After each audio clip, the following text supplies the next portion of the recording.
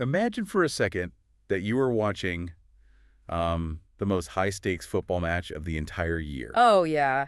The kind where the tension is just completely off the charts. Exactly. And you've got a team on one side that is a four-time world champion. I mean, absolute football royalty. Right. The kind of nation that just, expects to be at every major tournament as a given. Exactly. But on the other side, you have a massive underdog. A team that before this moment had only ever reached one major global finals in their entire history. Which really sets the stage for something crazy. It does. So the game is tied, and it goes to a penalty shootout. The tension in the stadium is so thick you could practically cut it with a knife. Oh, I get stressed just thinking about those moments. Right. And then the underdog steps up, drills the final penalty into the back of a net, and completely knocks the four-time world champions out. Just completely stealing their ticket to the biggest stage on earth. It sounds completely manufactured, right? Like something straight out of a Hollywood sports drama where the underdog overcomes impossible odds. It really does. You almost wouldn't believe it if you saw it in a theater. But it actually happened. That is exactly what Bosnia and Herzegovina did to Italy to qualify for the 2026 World Cup. A 4-1 penalty shootout victory that just completely shook the footballing world to its core. Italy is staying home for a third straight World Cup, while Bosnia and Herzegovina is booking flights to North America.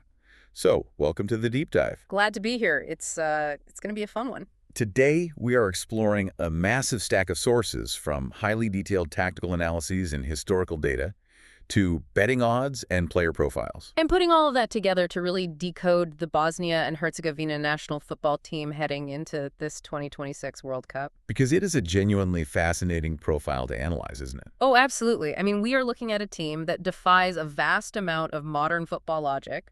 They play a style that, well, many purists would call outdated. But somehow, under immense pressure, it actually produces results. It really does. And that is our mission for you today. By the end of this deep dive, you will understand exactly why this team is the tournament's ultimate dark horse. We are going to unpack their undeniable physical strengths and, of course, their rather glaring tactical weaknesses. Plus, their highly unique blend of aging veterans and fearless youth players. And we'll look at their specific path through Group B. It's a lot to cover, but it's such a great story. It really is. Okay. Let's unpack this.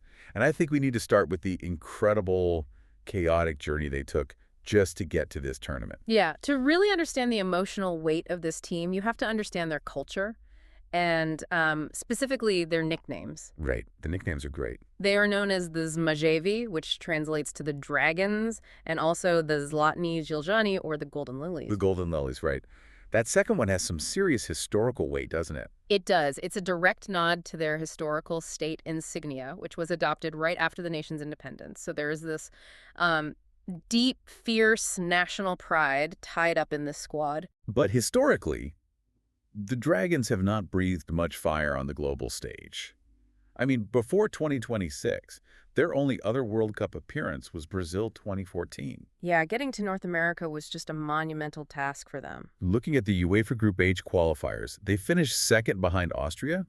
I saw they scored 17 goals and conceded 7, but that second-place finish forced them into the brutal UEFA playoffs. Which is just a gauntlet. Literally, how did they even survive that? It was pure survival instinct and, honestly, psychological fortitude. Like, in the playoff semifinal against Wales, playing away in Cardiff, they were actually losing for most of the second half. Oh, wow. Away in Cardiff is a tough place to play. Oh, incredibly tough. Wales went ahead in the 51st minute, and the stadium was rocking, but Bosnia just refused to fold. They clawed their way to an 86-minute equalizer, right? Exactly. Forced extra time, and eventually won 4-2 on penalties. Which set up that final showdown against Italy.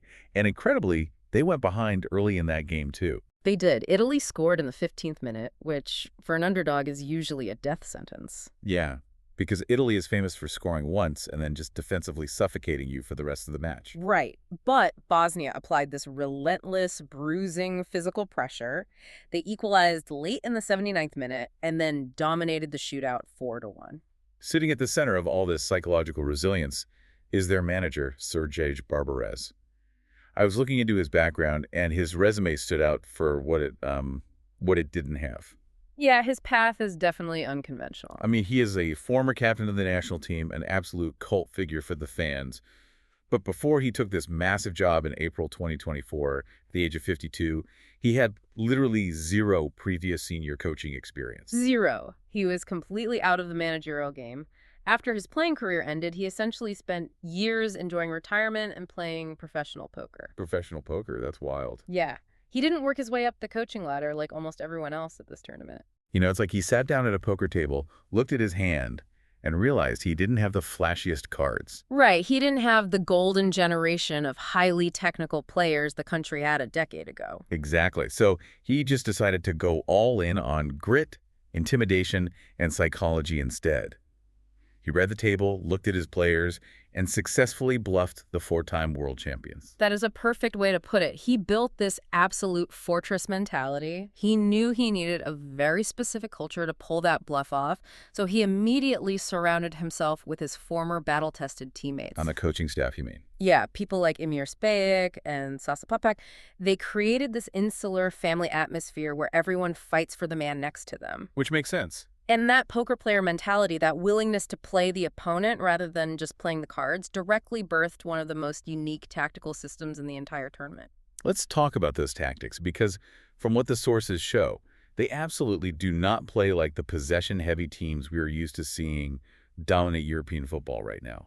What's fascinating here is their statistical profile.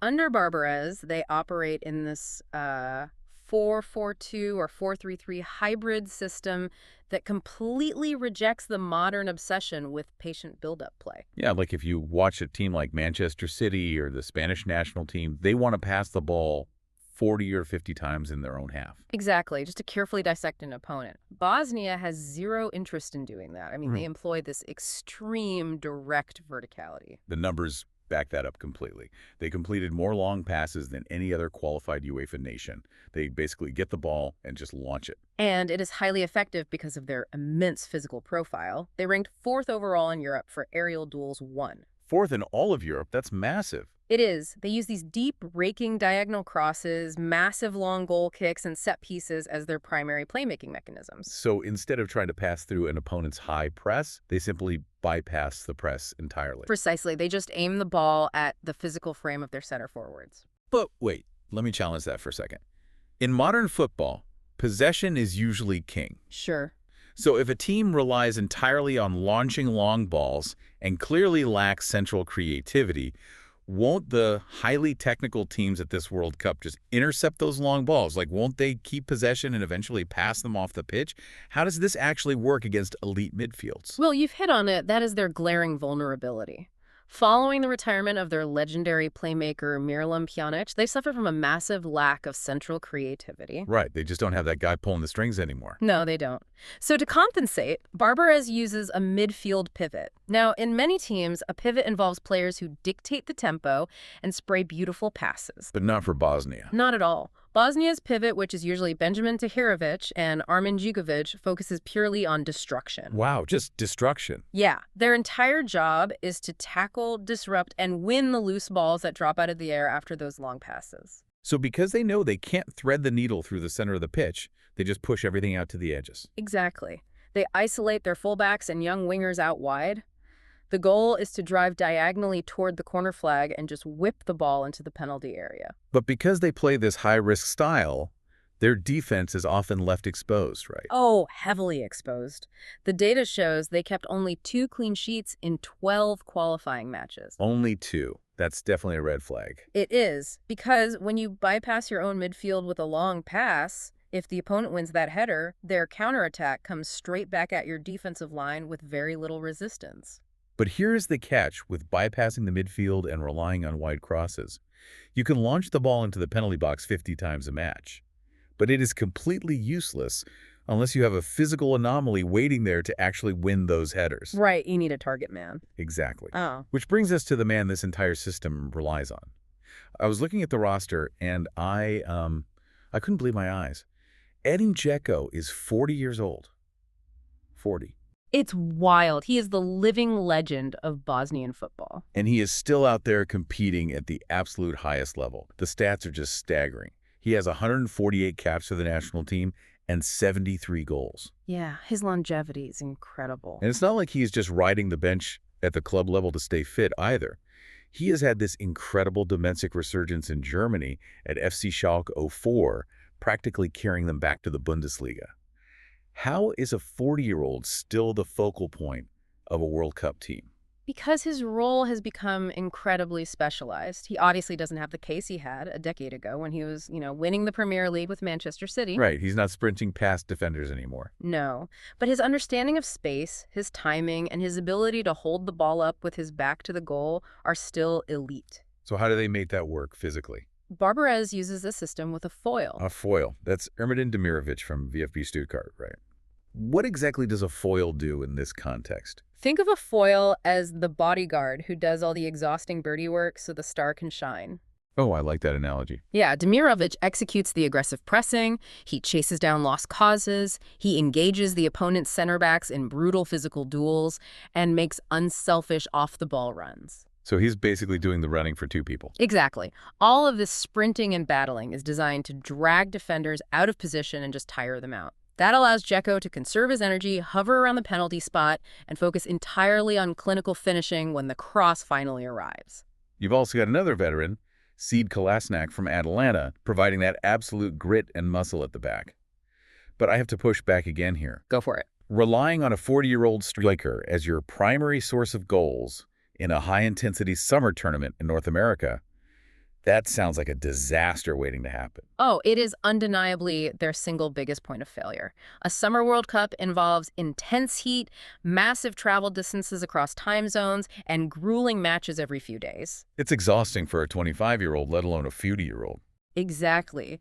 If Džeko suffers from physical fatigue or picks up even a minor muscle injury, the focal point of their entire tactical system just vanishes.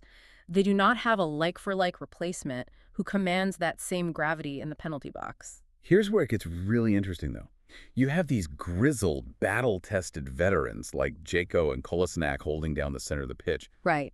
But they are suddenly surrounded by this influx of hyperactive, fearless kids on the wings. It's like a classic buddy cop movie. A buddy cop movie. That's a great way to look at it. Yeah. You've got the veteran detective who is 2 days from retirement, whose knees hurt, and who has seen it all. And he is paired with the rookie who just drank 5 energy drinks and kicks down the door without asking questions. And the best part is, those rookies are kicking down the exact doors that the veterans are simply too tired to reach. While Džeko saves his legs in the box, these young players are bringing the exact creative spark that the midfield is missing. Let's talk about Izmir Budraktarovic, because his path here completely threw me. He's 21 years old, born in Appleton, Wisconsin. Yeah, his story is fascinating. He actually played for the U.S. men's national team at the youth level and even made a senior appearance for the U.S. So how does a kid from Wisconsin end up taking the deciding penalty for Bosnia to get to the World Cup? It is a phenomenal story of dual national recruitment. In 2024, he officially filed to switch his allegiance to Bosnia and Herzegovina, honoring his family's heritage. And he's really made an impact, hasn't he? Oh, he hasn't just joined the fringes of the team. He has become a vital tactical piece. He transferred to PSV in the Netherlands, won the Eredivisie title, and developed into this brilliant inverted winger. For the listener who might not be a tactics nerd, what makes an inverted winger different? Well, normally a left-footed player plays on the left side of the pitch, so they can run in a straight line and easily cross with their strong foot. Budraktarovic is left-footed, but Barbarez plays him on the right wing. Oh, I see. So he's not running down the line. Right. His natural instinct isn't to run down the sideline, it's to cut inside toward the center of the pitch. This movement forces defenders to make very uncomfortable decisions, and it opens up massive space on the outside for the Bosnian fullbacks to run into and deliver those crucial crosses to Džeko. And he is absolutely fearless. I mean, the fact that he stepped up and scored the winning penalty against Italy, you really cannot script that. You really can. But he isn't the only kid stepping up, is he? Not at all. You also have Kerem Alalbegovic. He is just 18 years old, developing as a prodigy at Red Bull Salzburg. 18. That's so young for a stage like this. It is. Most managers would hide an 18-year-old on the bench during a high-stakes playoff. But Barbarez threw him into the fire, and Alalbegovic was brave enough to take and score crucial penalties in both the Wales and Italy shootouts. That takes some serious nerve. Definitely. His vertical driving ability on the left flank gives them an unpredictability they desperately need. And on the defensive side, anchoring the back line, you have Tarek Muharrem, he's 23, playing center back for Sassuolo in Italy. Yeah, he's a huge asset. The sources note that Bosnian center backs, historically, are known for just picking the ball as far away as possible and asking questions later. But Muharrem brings this much-needed modern composure, right? Like the ability to actually calm the defense down when they are under siege. Absolutely. If we connect this to the bigger picture, this highly unique blend, the deliberate tactical disruption, the massive aerial dominance, the 40-year-old legend, and these fearless teenagers is about to be tested against 3 completely different tactical styles in Group B. Let's look at that path to the knockouts. They're in Group B with Canada, Switzerland, and Qatar. It's a really interesting mix of teams. It really is. The rules are simple. The top 2 teams in the group automatically advance to the round of 22, along with the 8 best third-place teams across the tournament. So skilling points anywhere you can is incredibly valuable. Every single point matters. Their opening match is June 12th against the co-hosts, Canada, sold out BMO Field in Toronto. The betting markets actually have Canada as the favorite here at -125. Tactically, Canada presents a fascinating clash of styles. Under their manager, Jesse Marsh, Canada plays an incredibly athletic, transition-heavy system. Which means lots of running. Tons of running. Yeah. They use a suffocating midfield pressing trap. They want to swarm you, win the ball high up the pitch, and immediately break with the speed of players like Jonathan David and Alphonso Davies, assuming Davies is fully fit. But if you are watching this match at home, you might be wondering why Canada's famous press isn't working. And that's because of Bosnia's long ball strategy, right? Precisely. You cannot press a ball that is flying 60 yards over your head. That's a great point. If the Bosnian goalkeeper just launches the ball past the Canadian midfield, Marsh's entire pressing system is instantly bypassed and neutralized. Wow, so Canada's defense will have to deal with a relentless barrage of aerial physicality that they aren't always used to facing in CONCACAF qualifying. Exactly. And the betting markets are heavily favoring the under 2.5 goals for this match because opening games are notoriously cagey. Neither team wants to make that fatal first mistake. Makes sense. Bosnia will likely sit very deep, absorb Canada's pressure, and try to steal a goal on a counterattack or a corner kick. Then, just 6 days later, on June 18th, they fly all the way across the continent to Los Angeles, playing at SoFi Stadium against Switzerland. That's going to be a tough turnaround. For sure. This feels like the classic immovable object versus an irritating disruptive force. Switzerland, managed by Murat Yakin, is easily the most experienced and structured team in this group. They are actually the betting favorites to win Group B outright. So they're the team to beat. Yeah, they play a possession-heavy, defensively disciplined system. They will want to hold the ball, pass it around smoothly, and really dictate the tempo of the game. Which is exactly the kind of technical football that Bosnia's destructive midfield pivot struggles against. Yes, because Tahirovic and Djugovic aren't there to intercept and launch beautiful counterpasses. They are there to break things up. Bosnia will likely be forced to defend for very long, exhausting stretches in the LA heat. That heat could be a huge factor for the older players. Oh, absolutely. The goal for Bosnia in this match is pure physical disruption. They want to make the game ugly. They will commit tactical fouls to break the Swiss passing rhythm, frustrate their playmakers, and pray they can steal a goal off a set piece. Finally, we get to the third group match, June 24th, Lumen Field in Seattle against Qatar. Based on all the analysis, this is universally viewed as the absolute must-win for Bosnia. It has to be 3 points for them. It just has to be. Right. Qatar has good technical cohesion, having played together for a long time, but they severely lack physical presence. Yeah, we saw them struggle immensely against high pressing and aerial assaults when they hosted the 2022 World Cup. So this matchup is basically perfect for Bosnia. It really is. Bosnia's entire identity, winning brutal aerial duels, overloading the flanks, and launching endless crosses to massive target men, is essentially Qatar's kryptonite. A decisive physical victory for the Dragons is highly anticipated here. So if they can beat Qatar and manage to grind out a gritty point against either Canada or Switzerland, they're looking really good to advance. They definitely are. The odds actually have them at 11-4 to reach the round of 16. And if they escape the group, the bracket shows they would likely face a Group A runner-up. Which is a huge detail. Yeah, because that means they could avoid playing a massive global powerhouse early in the knockouts, making a deep run a very real possibility. And that is exactly how an underdog team systematically dismantles prettier, more technical teams on the world stage. You don't have to be the best footballing side in the tournament, do you? No, you just have to be the most uncomfortable team to play against. So what does this all mean? Let's bring all these threads together for you. Bosnia and Herzegovina, the Zmajevi, are a team of destiny built on unapologetic aerial dominance and rapid transition. Led by a poker-playing manager who openly values grit and psychology over possession stats. Exactly. They are anchored by a 40-year-old icon in Edin Džeko, who is playing the ultimate veteran role. And they are injected with the fearless, unpredictable energy of global youth, like Izmir Bajraktarevic from Wisconsin. In a modern tournament landscape that is so often dominated by highly structured, entirely predictable footballing giants, Bosnia and Herzegovina represent the emotional, chaotic wild card that makes the World Cup so magical. They really do. They are the team that will gladly drag an opponent into the mud, fight tooth and nail for every single header, and never, ever consider a match to be over until the final whistle blows. Exactly. If you are looking for a team to adopt this summer, keep your eyes on the Golden Lilies.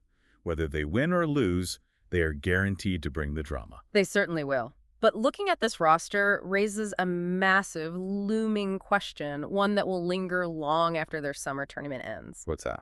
Well, Edin Džeko has quite literally been the sun that Bosnian football has orbited for nearly 2 decades. He is their all-time cap leader, their all-time top scorer, the man their entire tactical system is built around. That's very true. When this World Cup concludes, and the 40-year-old legend finally hangs up his boots, what happens to the Dragons? Will the fearless new kids from Wisconsin and Salzburg be enough to keep the fire breathing? Or will the nation's entire footballing identity have to be completely rebuilt from the ashes? A massive question for the future of the program. Thank you so much for joining us on this deep dive. Enjoy the matches. Watch out for the Dragons in Group B, and we'll catch you next time.